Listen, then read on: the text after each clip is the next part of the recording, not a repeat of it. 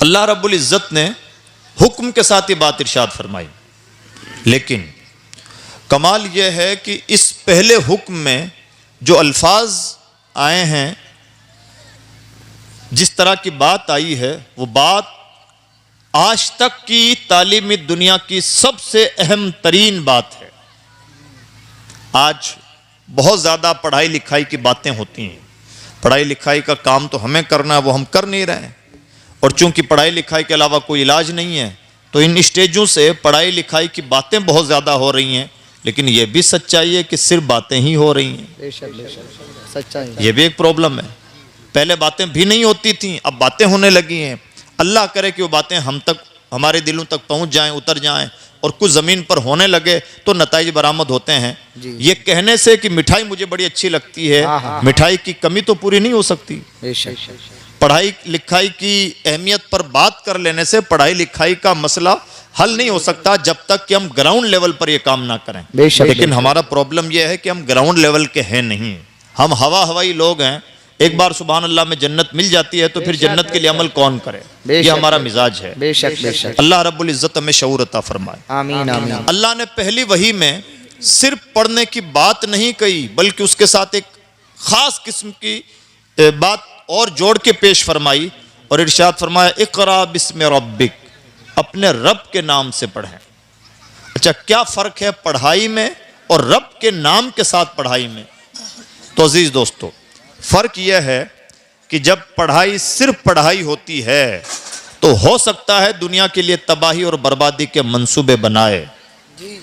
दुनिया को जितने भी बर्बाद करने वाले लोग हैं वो जाहिल लोग नहीं हैं, सब हाईली क्वालिफाइड लोग हैं, बड़े पढ़े लिखे हैं और पढ़ लिख करके प्लानिंग करते हैं कि इस मुल्क को तबाह कैसे करना है और यहाँ की ज़िंदगी दुश्वार कैसे करनी है, किन को कुर्सियों से हटाना है, किन को लाशों में तब्दील करना है, किन कौमों को ऊपर ले जाना है, किन को जवाल पजीर करना है, किन के मुंह से लुकमा छीनना है। ये जितनी भी साजिशें और गलत प्लानिंग होती हैं, सब पढ़े लिखे लोगों का काम है, जाहिल लोगों का काम नहीं। जाहिल तो बेचारा अपने चबूतरे में बैठ के बीड़ी फूंक रहा है, उसे क्या शऊर। ये पढ़े लिखे लोग हैं, लेकिन ये वो पढ़ाई है जो सिर्फ पढ़ाई है। जी अल्लाह ने इरशाद फरमाया, इक़रा बिस्मि रब्बिक, अपने रब के नाम से पढ़ें। जब अल्लाह के नाम के साथ कोई पढ़ाई होती है, रब का मतलब होता है पालनहार। अल्लाह वो है जो पूरी कायनात को पालता है। अल्लाह ने यहाँ पर लफ्ज भी जो कुरान पाक में जो लफ्ज यूज किया गया वो भी इक़रा बिस्मिल्लाह नहीं, अल्लाह के नाम से पढ़ो या नहीं, इक़रा बिस्मि रब्बिक, उसके नाम से पढ़ो जो पूरी कायनात का पालनहार है। बेशक उसके नाम से पढ़ाई करो। मतलब पालनहार वो पूरी कायनात को पालता है, पूरी कायनात को रोजी रोटी देता है, पूरी कायनात को रिस्क फराहम करता है। तुम्हारी पढ़ाई ऐसी कतन नहीं होना चाहिए कि अल्लाह की मखलूक के मुंह का निवाला छीन लो। अल्लाह। तुम्हारी पढ़ाई में कोई भी ऐसा एंगल नहीं होना चाहिए कि अल्लाह जिनकी परवरिश फरमाता है तुम उनके लिए तबाही और बर्बादी के मंसूबे बनाओ। पढ़ाई होनी चाहिए, लेकिन रब का नाम बीच में होना चाहिए, इसलिए कि जब जब पढ़ाई से रब के नाम का रिश्ता टूटता है तो ऐसी पढ़ाई दुनिया के लिए तबाही और बर्बादी का मंसूबा बनाती है। और जब किसी पढ़ाई के साथ रब का नाम जुड़ जाता है तो वह अल्लाह की मखलूक का दर्द अपने सीने में रखती है। बेशक। ये उलमा, अभी मौलाना नाजिम साहब ने एक शेर पढ़ा अल्लाह की मखलूक की खिदमत करने का। हदीस पाक में बकसरत ताकीद आई, बल्कि हदीस पाक में यहाँ तक फरमाया गया, मुस्लिम शरीफ की हदीस, मन इस्तता मिनकुम अन यनफ़अ अख़ाहु फ़लयनफ़अहु, अगर तुमसे ये हो सकता है कि तुम अपने किसी भाई को फायदा पहुंचा सकते हो तो पहुंचा क्यों नहीं देते। हमें मिजाज दिया गया कि हमें ज्यादा से ज्यादा अल्लाह की मखलूक को फायदा पहुंचाना चाहिए। ये वो पढ़ाई है जिसमें अल्लाह का नाम बीच में आता है। मतलब यह है कि कुरान पाक ने गोया पढ़ाई का हमें यह कॉन्सेप्ट दिया है, पढ़ाई होनी चाहिए लेकिन हमेशा रब के नाम से उसका जुड़ाव होना चाहिए। पढ़ाई होनी चाहिए, दीनदारी का माहौल होना चाहिए, पढ़ाई होनी चाहिए, लेकिन पढ़ाई से पहले इस्लाम होना चाहिए। जहां जहां इस तरह की तालीम होगी वो तालीम मुस्बत रंग लाएगी, और जहां जहां सिर्फ तालीम होगी रब के नाम की रुबूबियत का वास्ता बीच में नहीं होगा, ऐसी तालीमें दुनिया के लिए तबाही और बर्बादी की प्लानिंग भी कर सकती है। अल्लाह अकबर, अल्लाह। आगे और तसव्वुर दिया गया, इक़रा व रब्बुकल अकरम, तुम पढ़ो तुम्हारा रब बड़ा करीम है। कैसी अनोखी बात। ऐसा लगता है जैसे कुरान पाक मोटिवेट कर रहा है। आज बड़ी तादाद में हम ऐसा पाएंगे कि बच्चे पढ़ाई का प्रेशर इतना ज्यादा कबूल कर लेते हैं कि वो सुसाइड तक जा पहुंचते हैं। जी अल्लाह का शुक्र है कि हम कलिमा गो लोग कितने भी खाती व पापी सही, महज इस्लाम का कलादा गर्दनों में होने की वजह से अल्लाह के फजल से मायूसी के इस दर्जे तक नहीं पहुंचते कि अपनी जान से हाथ धो बैठें। और यह भी इस्लाम का छोटा एहसान हम पर नहीं है, बहुत बड़ा एहसान। वरना हम दुनिया को देखते हैं कि बड़े बड़े नामी गिरामी खानदानों के बच्चे किस तरह से बेमौत मर रहे हैं। हर गुनाहगारी के बावजूद इस्लाम ने हमारी आबरू बचा रखी है कि हमें मायूसी की इस दहलीज तक नहीं जाने देता। ये इस्लाम का बहुत बड़ा एहसान हम पर है। बेशक बेशक बेशक। तो ये जितने भी लोग पढ़ाई भी कर रहे हैं, डिमोटिवेट भी हो रहे हैं, बड़ी इज्जतें भी पा रहे हैं और आत्महत्याएं भी कर रहे हैं, ये तमाम लोग वो हैं जिनके पास सिर्फ पढ़ाई है, सिर्फ फॉर्मेलिटी है या सिर्फ इज्जत है, रब का नाम भी इसमें नहीं है। अल्लाह ने इरशाद फरमाया इक़रा व रब्बुकल अकरम, ए बंदे पढ़ तेरा रब बड़ा करीम है। यानी बंदे का काम रिजल्ट पर गौर व फिक्र करना नहीं है, बंदे का बुनियादी काम यह है कि मुझे पढ़ने का हुक्म दिया गया है, मुझे पढ़ाई करनी है। ये मिजाज होना चाहिए। अजीज दोस्तों, आज के दौर में पढ़ाई के एंगल से हमारी बहुत बड़ी ज़रूरत है कि हम अपने घरों में, अपनी सोसाइटी में, अपने पूरे इलाकों में पढ़ाई लिखाई का निहायत बाज़ाब्ता माहौल बनाएं। कुरान पाक ने पहल दुनिया को यह आवाज़ दी थी और दुनिया को इस बात के लिए तैयार किया था कि पढ़ाई के अलावा कोई चारा कार नहीं है। और पैगंबर इस्लाम सल्लल्लाहु अलैहि वसल्लम ने इस पहली वही को प्रैक्टिकल करके दिखाया। हुजूर नबी अकरम सल्लल्लाहु अलैहि वसल्लम ने ऐसे अफराद तैयार फरमाए कि जिनके इल्म का कोई जवाब नहीं। मिसाल के तौर पर हम सब बारहा हदीस पाक सुनते होंगे हज़रत मौला कायनात के बारे में। हुजूर नबी अकरम सल्लल्लाहु अलैहि वसल्लम ने इरशाद फरमाया, मैं इल्म का शहर हूँ, अली उसका दरवाज़ा है। हज़रत अब्दुल्लाह इब्न अब्बास रज़ियल्लाहु ताला अन्हु अपने मुताल्लिक़ खुद इरशाद फरमाते हैं, अगर मेरे ऊँट की नकील भी गुम हो जाती है तो कुरान पाक से तलाश करता हूँ। हज़रत सैयदना फ़ारूक आज़म रज़ियल्लाहु ताला अन्हु के ने मदीना मुनव्वरा में ऐलान आम फरमाया था और मुस्लिम शरीफ में वो हदीस कोड है। हुज़ूर हज़रत सैयदना उमर फ़ारूक आज़म रज़ियल्लाहु ताला अन्हु ने ऐलान आम फरमाया, ला यबी फ़ी सूक़िना इल्ला मन क़द तफ़क़्क़ह फ़िद्दीन, हमारे बाज़ार में शॉपिंग के लिए वही आया करे जो अपने वक्त का मुफ्ती हो, जिसके ग़ुलामों का पाया इल्म ये हो, जिसके ग़ुलामों ने ऐसा इन्वायरमेंट चेंज कर दिया हो। क्या आज ये कोई कह सकता है कि हमारे गांव में, हमारे शहर में ऐसे लोग रहते हैं जिन्होंने कम से कम यहाँ तक पढ़ाई कर रखी है? क्या कोई एवरेज से एवरेज कोई क्लास है? कोई क्लास नहीं है। एक से एक जाहिल, अंगूठा टेक, हर तरह के लोग मिल जाते हैं। क्या शान है उस पैगंबर के गुलामों की, सुभान अल्लाह, जिसका गुलाम ये ऐलान आम फरमा रहा है कि हमारे बाजार में शॉपिंग के लिए वही आए जो फकीह हो, जो मुफ्ती हो। अल्लाह अकबर, अल्लाह अकबर। अगर ऊँट की नकील भी गुम हो जाती है तो कुरान पाक से तलाश करते हैं। अल्लाह अकबर। जिसने ऐसे स्टूडेंट तैयार किए, इस तरह के अफराद तैयार फरमाए, मानना पड़ेगा कि उससे बड़ी इल्मी शख्सियत कोई नहीं हो सकती और उससे ज़्यादा इनकलाब आफरी शख्सियत भी कोई नहीं हो सकती। बेशक बेशक। पैगंबर इस्लाम ने प्रैक्टिकल तौर पर इल्म को इस तरह से उरूज अता फरमाया और इल्मी दुनिया को इस तरह से जगमगाहट अता फरमाई। ये कॉन्ट्रीब्यूशन है हमारे और आपके नबी का, जिनका हम कलिमा पढ़ते हैं। बेशक बेशक बेशक। इस तरह से हुजूर नबी अकरम सल्लल्लाहु अलैहि वसल्लम ने तालीम ताल्लुम के लिए एक माहौल साजी फरमाई और इस तरह से उसके नताइज मुरत्तब हो। जी। और अजीज दोस्तों, हुजूर नबी अकरम सल्लल्लाहु अलैहि वसल्लम की तहरीक कभी ख़त्म नहीं हुई। अलग अलग अंदाज से आपने इसकी हौसला अफजाई फरमाई। जैसे हुजूर नबी अकरम सल्लल्लाहु अलैहि वसल्लम मस्जिद में तशरीफ़ ले गए तो आपने देखा कि कुछ सहाबा किराम हैं, एक कोने में खड़े हैं और इबादत में मसरूफ़ हैं, और दूसरी तरफ कुछ लोग थे जो इल्मी मुबाहसा कर रहे थे, मुज़ाकरा कर रहे थे। यानी सहाबा की आदत होती थी कि कुछ सहाबा दिन में भी हुजूर के पास मौजूद रहते थे और कुछ सहाबा को दिन में मौका नहीं मिल पाता था, तो रात में या जब भी उन्हें मौका मिलता वो हुजूर की बारगाह में हाजिर हुआ करते। हर सहाबी हर वक्त हुजूर की बारगाह में हाजिर नहीं रह सकता था, तो जो सहाबा जिस वक्त गैर हाजिर होते, दिल के अंदर ख्वाहिश ये रहती थी कि हमारी गैर मौजूदगी में हुजूर ने जो जो बातें इरशाद फरमाई हैं काश वो हम तक पहुंच जाएं और हमें मिल जाएं। तो इसके लिए वो आपस में एक दूसरे से डिस्कशन किया करते थे, मुज़ाकरे किया करते थे, आपस में एक दूसरे से बातें किया करते थे, ताकि हुजूर ने हमारी गैर मौजूदगी में जो बातें कही हैं उनसे भी हम महरूम ना रहें। जी। तो कुछ सहाबा एक तरफ मस्जिद के एक कोने में इबादत में मसरूफ़ हैं और दूसरी तरफ कुछ सहाबा किराम वो हैं जो इल्म मुज़ाकरा कर रहे हैं। हुजूर ने इनकी भी तारीफ़ फरमाई जो इबादत कर रहे थे, और उसके बाद में एहसान क्या फरमाया और हौसला अफजाई का अंदाज देखें। इनकी तारीफ़ की जो इबादत कर रहे हैं, और उसके बाद में खुद तशरीफ़ ले गए और जलवा अफरोज़ हुए उस गिरोह में जो इल्मी मुज़ाकरे में मसरूफ़ था।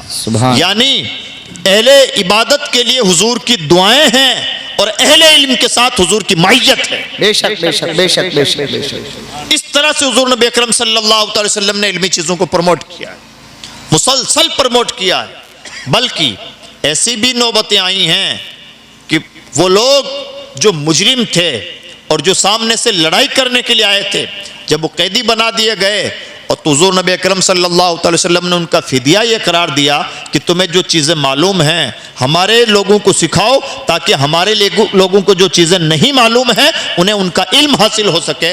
इस तरह से पैगम्बर इस्लाम सल्लल्लाहु अलैहि वसल्लम ने इल्म की और अहले इल्म की हौसला अफजाई फरमाई। बेशक बेशक बेशक।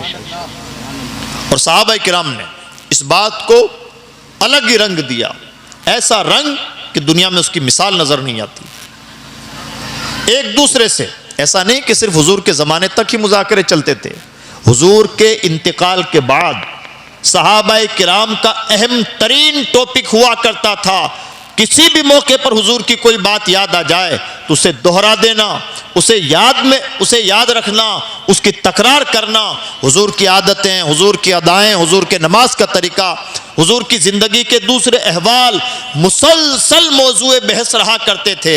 हमने हुजूर को ये करते देखा, हमने हुजूर को ऐसा कहते हुए सुना, फला वक्त हुजूर ने ये किया, फला ने हुजूर के सामने ऐसा कहा था या ऐसा किया था, तो उसके रिएक्शन में पैगम्बर इस्लाम ने ये इरशाद फरमाया या ऐसा करके दिखाया। मुसलसल सहाबा किराम के बहस का मौजू यही चीज़ें हुआ करता था। यानी इस तरह से सहाबा किराम ने इल्मी मुज़ाकरों को एक मुसलसल रंग दिया और यह सिलसिला कंटिन्यूसली आगे चलता रहा। और आज हम बड़ी आसानी से कह देते हैं कि बुखारी शरीफ में लिखा हुआ है। कहाँ तक किसके ज़रिए से पहुँचा इमाम बुखारी तक वो पैगाम? हुजूर की हदीस इमाम बुखारी तक, इमाम मुस्लिम तक, या किसी भी मुहद्दिस तक, या किसी भी फ़कीह तक, या और बड़े लहजे में कहें तो हम तक इस्लाम जो पहुंचा है किसके वास्ते से पहुंचा है? बेशक ये वास्ता जो है ये सहाबा किराम के मुज़ाकरों का वास्ता है। वो ज़माना किताबें लिखने का ज़माना ना था, वो ज़माना मुज़ाकरों का ज़माना था। यानी उनका मौज़ूए बहस ही यह है। जैसे आज हम कहीं बैठते हैं तो क्या डिस्कशन करते हैं? फलां के यहाँ ऐसा हादसा हो गया, ऐसी कोई घटना घट गई है, ये खुशी की बात, ये गमी की बात, या फिर जिसका जैसा ज़ौक़, चुगली की बातें, इधर उधर की बातें, किसी की इज्जत बिखेरना, जो हो सकता है वो करते हैं। सहाबा किराम की गुफ्तगू का मौजू क्या हुआ करता था? हुजूर ने इस सिलसिले में क्या कहा, इस सिलसिले में क्या किया, फलां चीज़ के बारे में हुजूर का नुक्ता नज़र क्या था, बड़े सहाबा का नुक्ता नज़र क्या है। यही सहाबा किराम के डिस्कशन का हर वक्त मौजू हुआ करता था। गोया हुजूर ने सिर्फ इल्म की हौसला अफजाई नहीं फरमाई, बल्कि हुजूर नबी अकरम सल्लल्लाहु अलैहि वसल्लम ने प्रैक्टिकल तौर पर अब इल्मी और अमली जिंदगी जी करके दिखाया है। और सहाबा किराम के सामने एक बेहतरीन रोल मॉडल के तौर पर हुजूर नबी अकरम सल्लल्लाहु अलैहि वसल्लम ने पेश फरमाया है। बेशक बेशक बेशक। अजीज दोस्तों, तब आज इस्लाम बड़ी आसानी के साथ हम तक पहुंचा है। इतनी आसानी के साथ नहीं पहुंचा जितने हल्के में हमने ले रखा है। आज जितनी भी मस्जिदों के मीनार बुलंद हैं, हमारे सरों पे टोपियां हैं, कलमा तैयबा गुनगुना लेते हैं, कुरान पाक की तिलावतें कर लेते हैं, बहुत सारी हदीस की बातें हम सुन लेते हैं। इतनी आसानी के साथ हंसते खेलते और नाज नखरों के साथ इस्लाम हम तक नहीं पहुंच गया है, बल्कि मुसलसल कुर्बानियों के मरहलों से गुजरा है। तब तब जाके इस्लाम हम तक पहुंचा है। बेशक। ये शहादत गए उल्फत में कदम रखना है। लोग आसान समझते हैं मुसलमान होना, मुसलसल कुर्बानियां दी गई हैं। और हुजूर नबी अकरम सल्लल्लाहु अलैहि वसल्लम ने जो पैगाम दिया था, उस पैगाम को अमली तौर पर जिया गया है, तब जाके इस्लाम का पैगाम हम तक पहुंचा है। जी। अब हमारी और आपकी क्या ड्यूटी है? हमारी और आपकी आज के दौर में सबसे बड़ी ड्यूटी यह है कि हम अपने आसपास का माहौल इल्मी बनाने की कोशिश करें इंशाअल्लाह। और उसका क्या तरीका है? उसका तरीका यह है कि जो पहले से मदरसे कायम हैं, उन मदरसों में क्वालिटी एजुकेशन दें, मजबूती पैदा करें। इसलिए कि मजबूत तालीम के बगैर कोई चाराए कार नहीं है। बेशक। रस्मी और रिवायती तालीम को तालीम नहीं कहा जाता, और रिवायती तालीम रिवायती इंसान तैयार करती है, इनकलाब आफरी इंसान तैयार नहीं करती। बेशक। सेम जितने भी स्कूल हैं, उन स्कूलों में क्वालिटी देने की कोशिश करें। और जब स्कूल या मदरसे की बात आए तो उस वक्त हम ये भूल जाएं कि ये फलां साहब का स्कूल है और ये फलां साहब का मदरसा है। जो भी स्कूल है वो हमारा स्कूल है, और जो भी मदरसा है वो हमारा मदरसा है, चाहे उसके फाउंडर कोई भी हो। बल्कि अगर किसी स्कूल संचालक ने स्कूल ठेठ बिजनेस पर्पज से भी खोला है तो हमें उसका शुक्रगुजार होना चाहिए। अल्लाह तुम्हारा भला फरमाए कि तुमने बिजनेस भी इख्तियार किया, तो वो जिससे हमारी नस्लें तैयार होती हैं। सुभान अल्लाह, सुभान। चाहते तो कोई किराना की दुकान भी खोल सकते थे, लेकिन तुमने इंसान तैयार करने वाला, इंसानियत तैयार करने वाली फैक्ट्री खोली है। इसके लिए तुम हमारी तरफ से शुक्रिया के मुस्तहिक हो। जब हम इस तरह से इल्म की हौसला अफजाई करते हैं तो नताइज भी वैसे ही मुरतब होते हैं जैसे हम उम्मीद रखते हैं। हम चाहते हैं कि वो तो 100% दें, और हम इखलास का बिल्कुल मुजाहरा ना करें। ताली एक हाथ से नहीं बचती है। अगर हम अहले मदरसा के साथ उसने सलूक करें, अगर हम उनकी इज्जत व आबरू का ख्याल रखें, अगर हम उनकी बातें मानें, अगर हम उनको इल्मी तौर पर आज़ादी फराहम करें, तो इंशाअल्लाह रिजल्ट भी बेहतर आएगा। और ये हमारी भी जिम्मेदारी बनती है कि हम खल्क़ खुदा की उम्मीदों पर खरा उतरें। और ये खल्क़ खुदा की भी जिम्मेदारी बनती है कि जो भला काम कर रहे हैं उनका गैर मशरू सपोर्ट करें। अब वो ज़माना नहीं रहा कि हम मामूली अना की वजह से एक दूसरे को नीचा दिखाते फिरें, और एक दूसरे को बुरा भला कहते और एक दूसरे की पगड़ियाँ उछालते फिरें। 70 साल तक हमने प्रैक्टिस की है, और आज जिल्लत के वो दिन देखने पड़ रहे हैं कि जहाँ पैदा हुए वहाँ भी पैदाइश का सर्टिफिकेट देना पड़ रहा है। ये नौबतें रातों रात किसी कौम के सामने नहीं आती।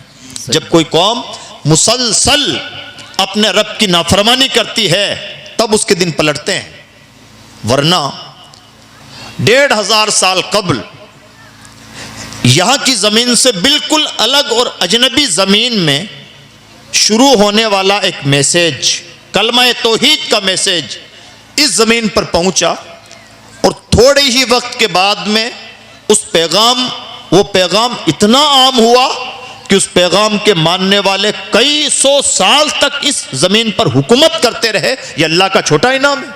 बहुत एक मामूली कुर्सी मिल जाए तो इंसान को लगता है जाने मुझे क्या मिल गया।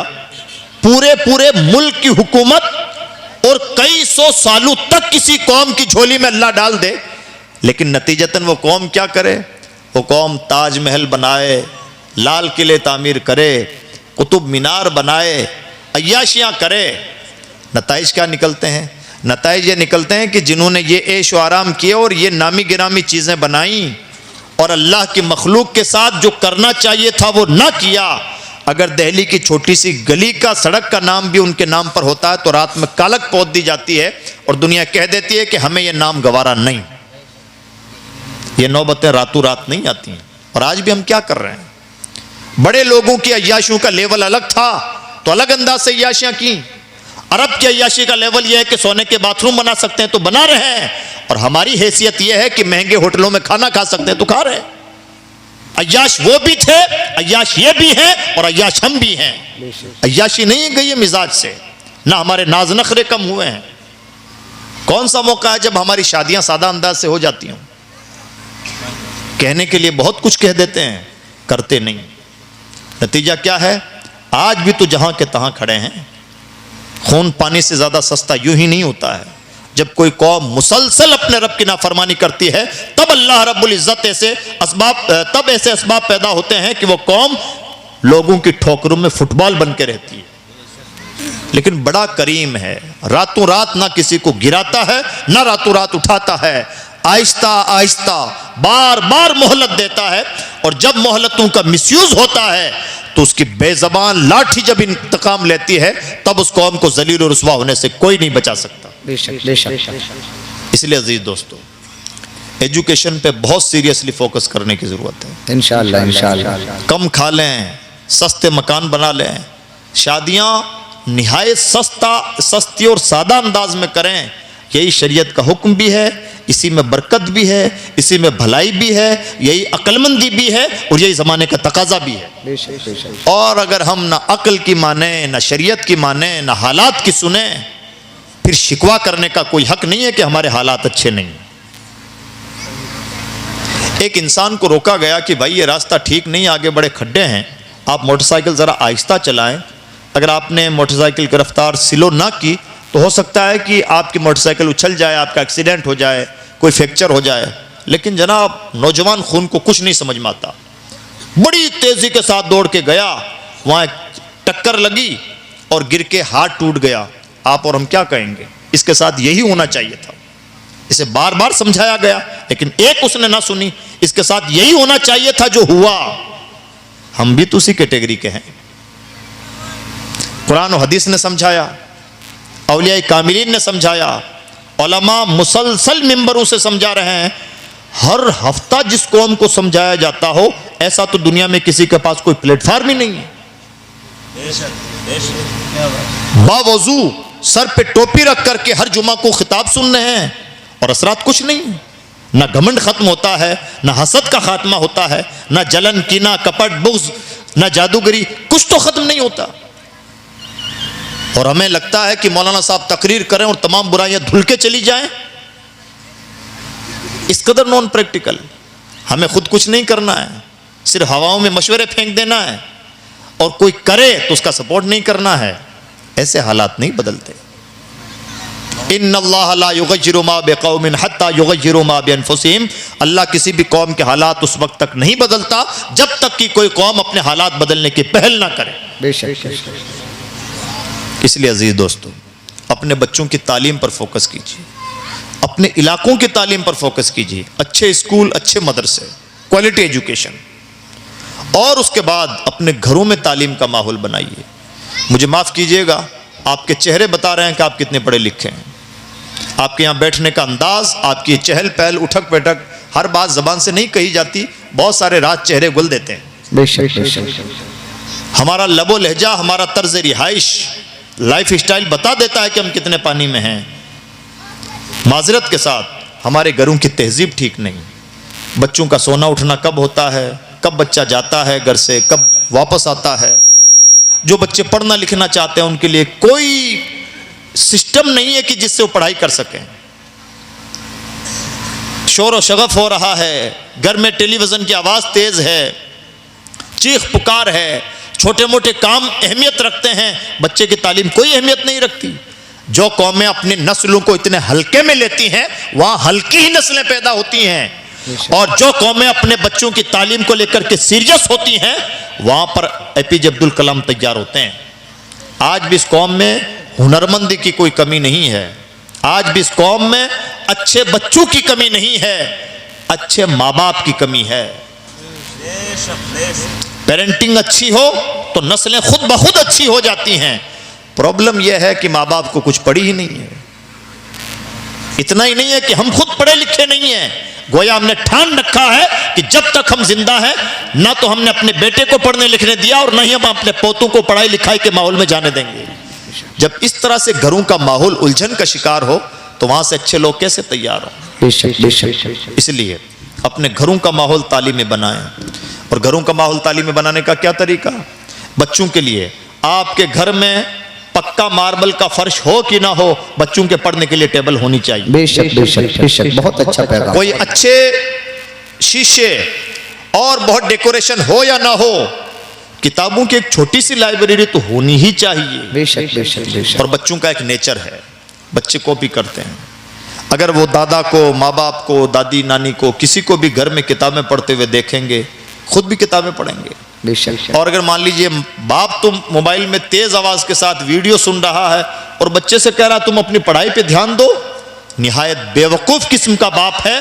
और वो गोया अपने घर में एक मुनाफिक टाइप का इंसान तैयार कर रहा है। बच्चा ये सीख रहा है कि मेरे बाप के कहने और मेरे बाप के करने में जमीन और आसमान का फर्क है। बेशक बेशक बेशक। बच्चे नसीहतें नहीं मानते। इन बच्चों को आप ढेर सारी बातें यहाँ बताइए, बेटा बहुत सलीके से बैठना चाहिए, शोर नहीं करना चाहिए, होमवर्क कर लेना चाहिए, पढ़ाई बड़ी अच्छी चीज़ है, सच बोलना चाहिए। कोई फर्क नहीं पड़ता। आपकी इन ढेर सारी गाथाओं का कोई बच्चों पर असर नहीं होता। अगर आप चाहते हैं कि बच्चे अच्छे बने, बच्चों के सामने रोल मॉडल बन के दिखाइए, बच्चे खुद ब खुद अच्छे बनेंगे। यह है निज़ाम कुदरत। बहुत अच्छा पैगाम। घर में पढ़ाई का माहौल हो, बच्चे पढ़ाई लिखाई के माहौल में जुड़ जाएंगे। घर में बड़ी बातें होती हो, बच्चे बड़े मिजाज के बन जाते हैं। यही वजह है कि बिजनेसमैन का बेटा बिजनेसमैन ही बनता है आमतौर पर, उसे सिखाने की जरूरत नहीं होती। कई बार लोगों को बिजनेसमैन बनने के लिए कौन कौन से कोर्सेज करने होते हैं। बीकॉम करता है, कोई बीबीए करता है, कोई एमबीए करता है, क्या क्या कोर्सेज करते हैं। और एक बिजनेसमैन जो ठेठ बिजनेसमैन है, जिसके घर में बिजनेस की बातें होती हैं, उसके बेटे ने भले कोई कोर्स ना किया हो, वो बाप से हो सकता है कि एडवांस बिजनेसमैन बन जाए। सच्चाई। पढ़ाइयाँ भी सेकंड दर्जे में हैं, घर का माहौल फर्स्ट है। हम कई मरतबा ये मान लेते हैं कि जनाब अच्छे स्कूल में एडमिशन करवा दिया, हम तो महंगी फीस भी दे रहे हैं, फिर पढ़ाई क्यों नहीं होती।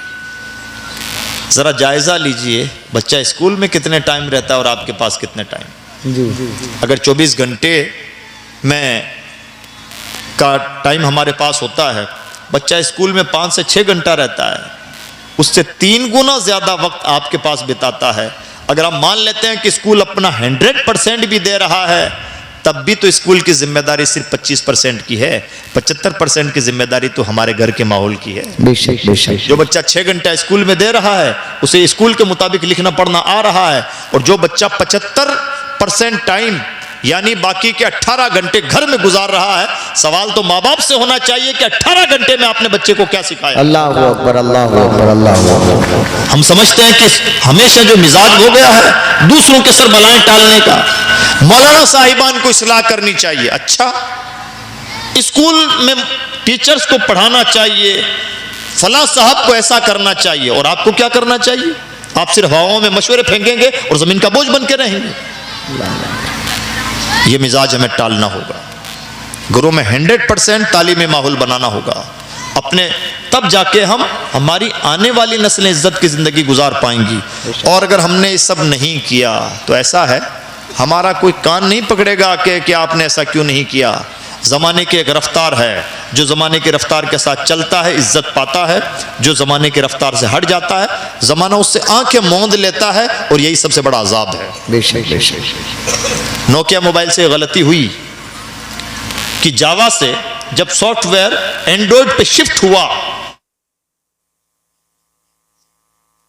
नहीं कि दुनिया नोकिया के पास शिकायत लेके गई थी कि आप भी कोई एंड्रॉयड वर्जन लाइए, बल्कि जो पहले से मार्केट में एंड्रॉयड वर्जन था दुनिया ने उसको अपना लिया। नोकिया खुद ब खुद पीछे धकेल गया, और मैं समझता हूं आज किसी के पास नजर नहीं आता होगा। यही दुनिया का मिजाज है।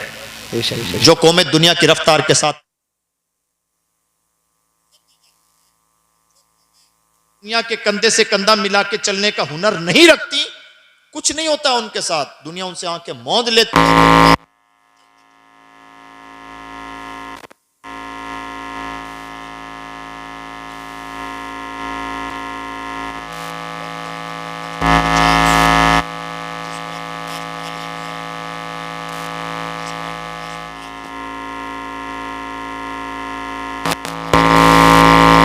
जिस कौम की संस्कृति तहजीब मजबूत है, तरक्की याफ्ता, जिन कौमों के पास ये चीजें नहीं, वो कहां जलील हो, दुनिया को कोई मतलब नहीं। बेशक बेशक। अब मुझे बताइए हमारे पास क्या है? कुछ नहीं है। मैं आपसे पूछूं, क्या आपके नौगांवा सादात में बड़ी आबादी है, कितने कलेक्टर हैं? हैं 10-12 कलेक्टर हैं? अगर हैं तो आपको मुबारक हो, और अगर नहीं हैं तो फिक्र करने की जरूरत है। इस जमाने में जब तालीम की रफ्तार कहां से कहां पहुंच रही है, दुनिया क्या क्या तजुर्बात कर रही है, हम सोच भी नहीं पा रहे हैं। अपने बच्चों की काउंसलिंग पे कोई तवज्जो नहीं।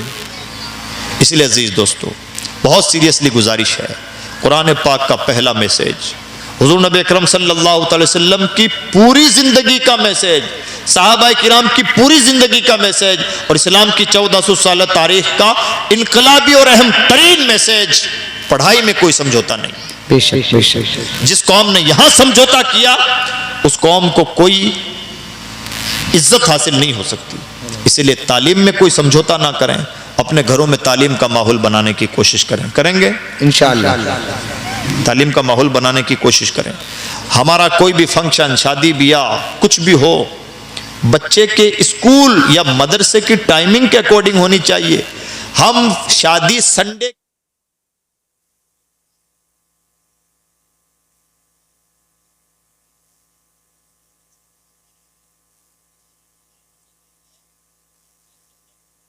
संडे को ही आपकी प्रोग्रामिंग होनी चाहिए। आप बच्चों को और तालीम को इतनी अहमियत तो दीजिए।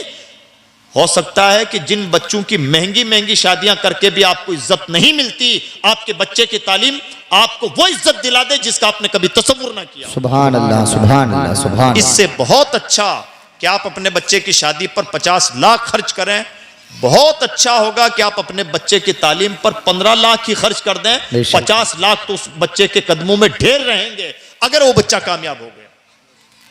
ये हम पर डिपेंड करता है कि हम एक दिन के खाने को अहमियत देते हैं या फिर अपने बच्चे की पूरी जिंदगी को अहमियत देते हैं।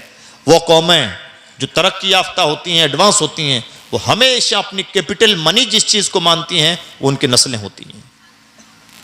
हम जब भी किसी भी तरक्की याफ्ता मुल्क की बात करेंगे, बड़ी कौम की बात करेंगे, तो उस कौम के अंदर जो खास बात पाएंगे वो बात ये पाएंगे कि तरक्की याफ्ता कौमें कुछ भी करें, अपने बच्चों के कैरियर के साथ कोई समझौता नहीं करती। और यही उनकी कामयाबी का बुनियादी राज हुआ करता है।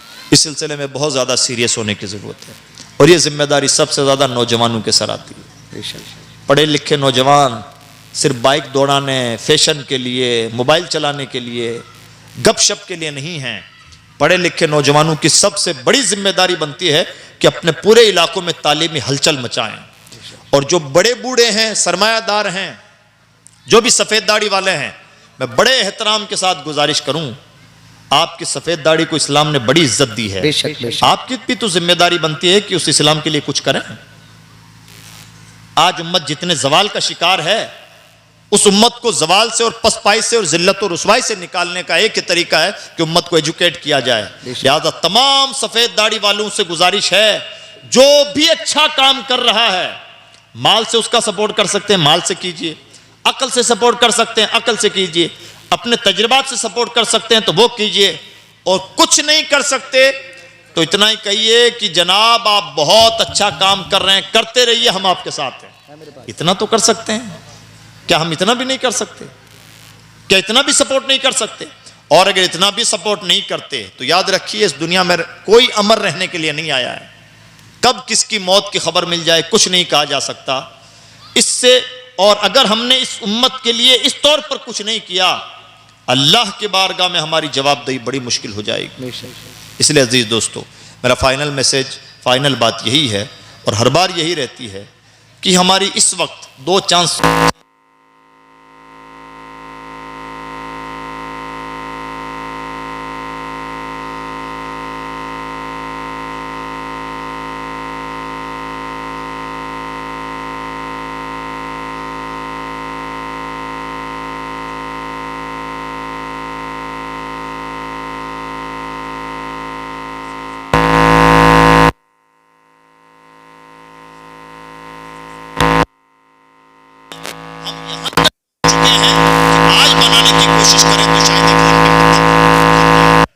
फिल वक्त हमारे पास दो ऑप्शन हैं।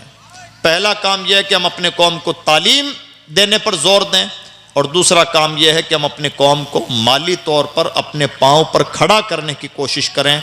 यानी कौम को ज़्यादा से ज़्यादा बिजनेसमैन बनाएं, ज़्यादा से ज़्यादा वर्कशॉप आयोजित करें, हुनरमंदी सिखाएं, उनके हुनर को सर्टिफाइड करें और नए नए मैदानों में लोगों को उतारें। ये दो काम तरजीही तौर पर आज के दौर में हमें करने चाहिए। ये समझदारों का आज के दौर में सबसे बड़ा होमवर्क है। मैं उम्मीद करता हूँ कि इंशाअल्लाह हम अपनी बिसात के मुताबिक कुछ करने की कोशिश करेंगे और अल्लाह की बारगाह में दुआ भी करेंगे, करीम हमें उस वक्त तक मौत ना मिले जब तक हम अपनी ज़िंदगी में पैदा होने का मकसद पूरा ना कर डालें या उम्मत की कोई ना कोई खिदमत ना कर दें। अल्लाह रब्बुल इज़्ज़त की बारगाह में दुआ है कि परवरदिगार हमें कहने सुनने से ज़्यादा अमल करने की तौफीक अता फरमाए। ला इलाहा इल्लल्लाह मुहम्मदुर रसूलुल्लाह। अस्सलामु अलैकुम व रहमतुल्लाहि व बरकातुहू।